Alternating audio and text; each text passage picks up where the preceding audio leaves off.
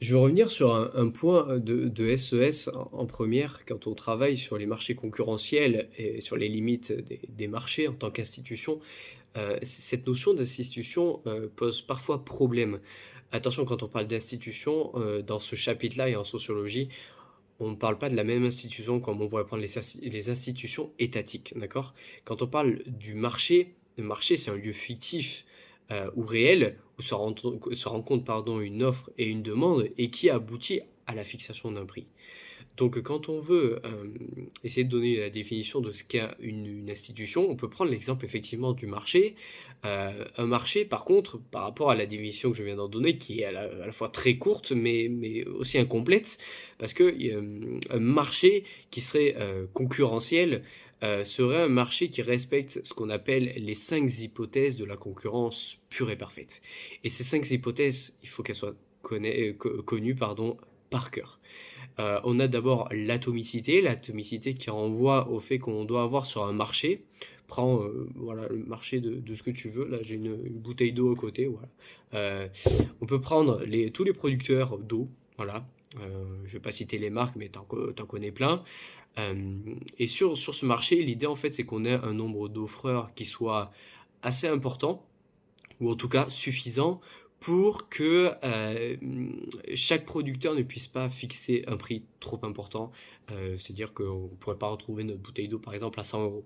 Bon après, bouteille d'eau, c'est peut-être pas le bon exemple parce que c'est un bien commun qui tend à être gratuit, d'accord? Un bien universel. Mais si je prends un ordinateur par exemple, ou je sais pas moi, un stylo, il y a tellement en fait d'entreprises que une entreprise en fait ne peut pas fixer le prix qu'elle veut et donc elle devient preneur de prix, non pas faiseur de prix. C'est-à-dire qu'elle est obligée de prendre le prix parce que c'est le marché qui automatiquement en fait va créer un prix d'équilibre sur le marché d'un ordinateur, d'un téléphone, d'une télé, d'une table, d'un meuble, peu importe. Ensuite, la deuxième hypothèse est la liberté de circulation. La liberté de circulation des facteurs de production. Quand on parle des facteurs de production, on parle évidemment du facteur travail, du facteur capital. Et l'idée, ce serait de dire que sur ce marché-là, on peut sans coût et instantanément, du jour au lendemain, déplacer les facteurs travail et capital. C'est quelque chose d'assez compliqué dans la pratique, c'est-à-dire que ce serait une entreprise où on pourrait demander par exemple à un travailleur de déménager du jour au lendemain. D'accord? Donc ce serait, il faut imaginer un marché où les facteurs de production et le facteur capital surtout ne soient pas trop compliqués à déplacer, donc on puisse voilà, transporter des machines par exemple, mais le facteur travail, il faut qu'il puisse être déplaçable également. Ensuite, on a l'homogénéité des produits. L'homogénéité des produits, c'est, voilà, on prend le marché par exemple d'une table. Bon, une table, on sait que voilà, c'est une surface plane avec 4 pieds. Voilà. On peut changer le design, elle peut être d'une couleur différente, mais ça reste une table, d'accord? Et donc sur un marché de concurrence pure et parfaite, quand on parle d'homogénéité des produits, c'est que sur ce marché-là, on doit avoir des produits qui se ressemblent, ok?